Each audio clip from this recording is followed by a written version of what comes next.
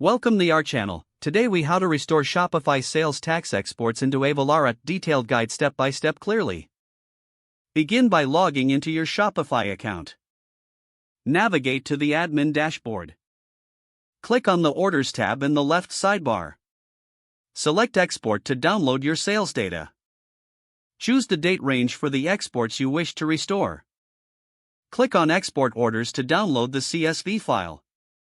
Next, log into your Avalara account. Go to the Transactions section in the Avalara dashboard. Select Sales Tax from the side menu.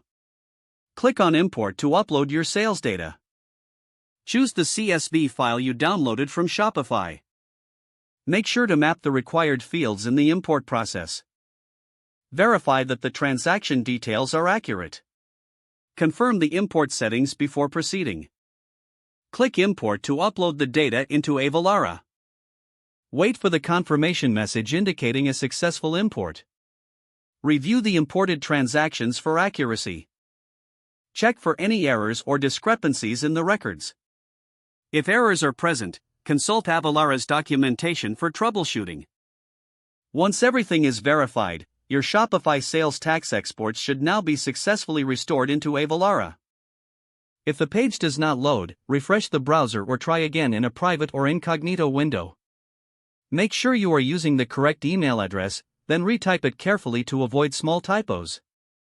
If your password is not accepted, use the reset option and create a new strong password you can remember. Check your spam folder for verification or security emails, then complete any requested confirmation steps. Enable two-factor authentication if available to improve account security and reduce unauthorized access risk. After signing in, review your profile details so your contact information and settings are accurate and current. If you see an error message, note it down and try again after restarting your device and internet connection. Log out when you finish, especially on shared devices, to keep your account and payment information secure. Don't forget to like this video and subscribe to our channel for more step-by-step tech guides.